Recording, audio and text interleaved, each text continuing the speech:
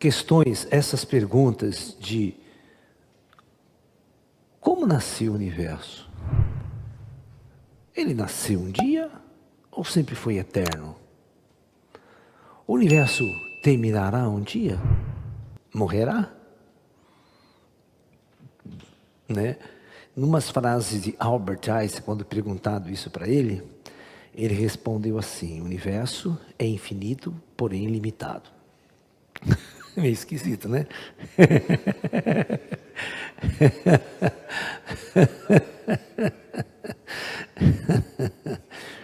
Né? Infinito, porém limitado. Bom, limitado por quê? Por que ele disse essa frase? Hã? Não, é limitado por nosso conhecimento. Né? Ele é limitado por nosso conhecimento. Aquilo que eu falei para vocês, o conceito de infinito é um conceito do não sei, entendeu? Então, você não pode afirmar que ele é finito ou que ele é infinito, porque você não sabe. Então, o que limita o conhecimento, as respostas, é o nosso conhecimento da verdadeira essência do universo. Então, essa área da física, né, ela se chama cosmologia. Ok? Inclusive, se você pegar o meu livro é Introdução à Cosmologia e à Astrofísica. A primeira parte do livro é de astrofísica e na segunda parte do livro nós vamos estudar o universo de uma forma geral, né? Usando as ideias de Einstein, a teoria dos grandes físicos da época e entender a evolução do universo, né? Então, a cosmologia, logia é estudo do cosmos. A palavra cosmos, né,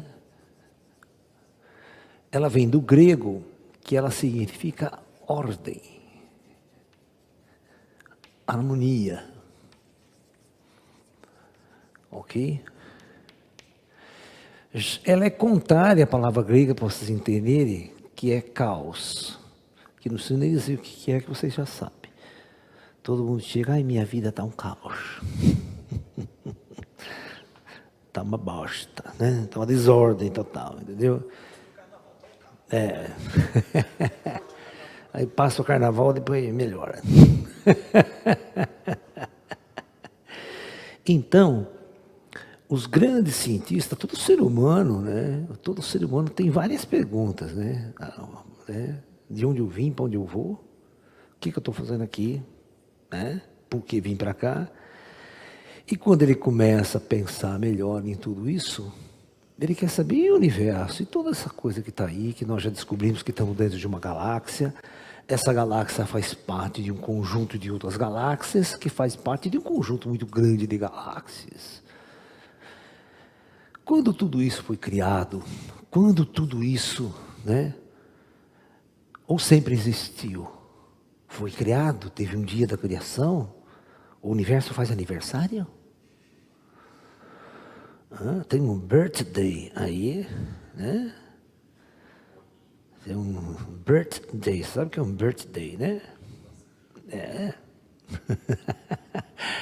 O universo nasceu, então, lá no começo do século XX, né, provavelmente 1930, depois dos físicos quânticos, todas aquelas teorias lá, né, Einstein já tem publicado a sua teoria da relatividade. A grande discussão era sobre o universo, né, sobre a cosmologia. Então, tinha um cientista, ele era prêmio Nobel de Física já, né, ele se chamava Fred Hoyle. Fred Hoyle, né? Esse homem, ele defendia uma teoria chamada teoria do estado estacionário.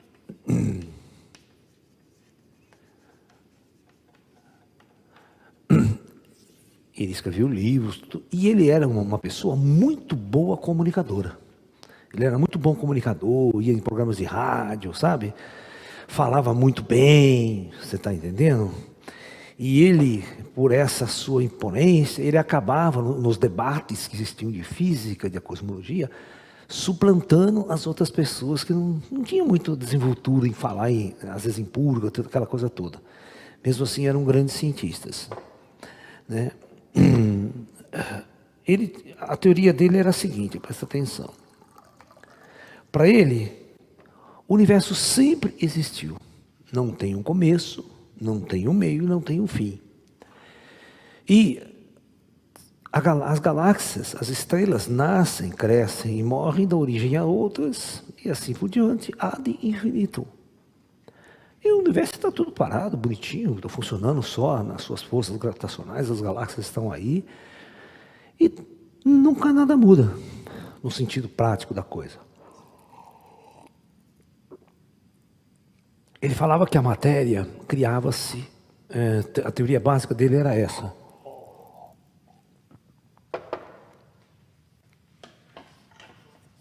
Criação espontânea da matéria. Então ele dizia que as partículas, né, elas, no próprio espaço, ela, né, de uma certa forma, ela se manifestava, era criada, e que não é errado, hein? Vocês vão achar que é uma coisa assim, muito... o cara está falando que não é nada, mas todo mundo sabe que eu acabei de falar para vocês que a teoria quântica, eu tenho o campo, que é como se fosse o espaço, e depois ele começa a vibrar, surge uma partícula. De onde veio essa bosta? Praticamente do nada. A teoria dele não está errada. Você está entendendo? Nesse ponto, né? Como que as partículas são criadas, como que elas foram criadas, elas continuam sendo criadas até hoje? Né? Uma parte do campo começa a vibrar, tal, tal. Então, essa era uma grande discussão. Aí, tinha um padre físico, tinha isso também naquela época. E ele era cosmólogo, ele era astrofísico, porque eu já falei para vocês que a igreja sempre investiu na ciência, sabe? Ela sempre investiu em observatórios astronômicos, em astrofísicas, todas as PUCs que tem aí, tem curso de física, tem pós-graduação em física. Na Europa, a mesma coisa, né? Instituições da igreja universitárias eram centros de formações de cientistas também. Bom, ele se chamava Lemaitre, um baiano lá da Quixeramobim, o francês, tá? Lemaitre, não sei se ele era francês, procura para mim, cadê faz a pesquisa, Abad Lemaitre, ele pode ser sueco, outras coisas, eu estou falando bobagem, faz tempo que eu não leio mais essas coisas, porque está tudo na minha cabeça, então se ler a nacionalidade dele, essas coisas, eu não lembro mais. Depois a gente... Abad, que é um abade, é um padre. Lemaitre, que ele era conhecido como Abad Lemaitre. Lemaitre, em francês. Só para saber, né, a nacionalidade dele mesmo. Tudo aparenta ser francês, mas ali pode ter aquelas pequenas variações de estado ali. Eu não quero falar de bobagem para vocês. Bom, então, o Abad Lemaitre, né? Eu acho que deve ser assim que escreve, se não estou me enganado. Né? Assim, né?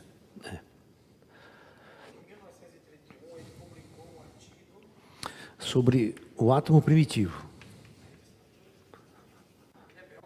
Belga, tá vendo? Belga, primitivo. Então, 66, tá? Nasceu. Pessoas dessa fase aí. Todos os grandes cosmólogos é nesse período aí, na primeira metade do século XX. Tá? Então, a teoria dele era a teoria do átomo primitivo. Porque uma das dificuldades era explicar os elementos pesados no universo. Você está entendendo? Urânio, né? Os elementos acima de 15, 20 e tal, sabe? A gente tinha uma ideia de como seria, que eu falei, da supernova, geração de matéria, queima do carbono, até o carbono, o ferro, tudo bem, mas e acima? Então ele achava que tudo no universo era um átomo primitivo, muito pesado, tá? que de alguma forma foi gerando, a partir desse átomo primitivo, né, toda a matéria do universo estava no núcleo e tal, mas ele não falou de explosão. E essa matéria deu origem a tudo que está aí. Tá, os elementos pesados e tudo mais. Tá? Tem toda uma discussão, ele usa as equações de Einstein e tal, coisa mais complexa do que vocês estão...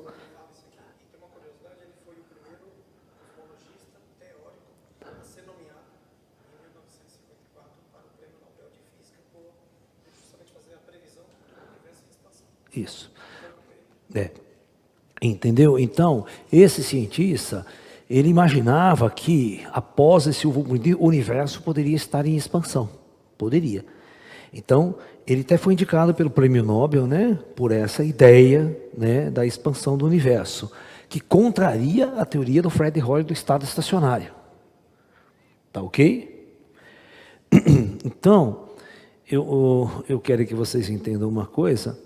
Aí vem um russo, desse tamanhozinho assim, ó, George Gamow,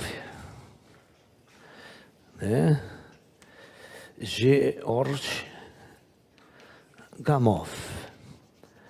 Né? Então, esse vai desenvolver a teoria do Big Bang, né? A teoria da grande explosão e a teoria da expansão do universo. Expansão do universo e a fuga das galáxias. Tudo isso teórico, hein? E, mais ainda, ele previu que quando ocorreu essa explosão inicial, o universo estava numa certa temperatura, olha que louco, né?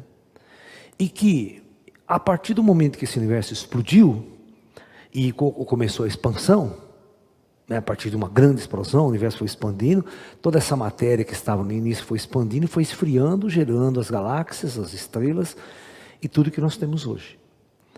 E que provavelmente esse universo continuaria em expansão.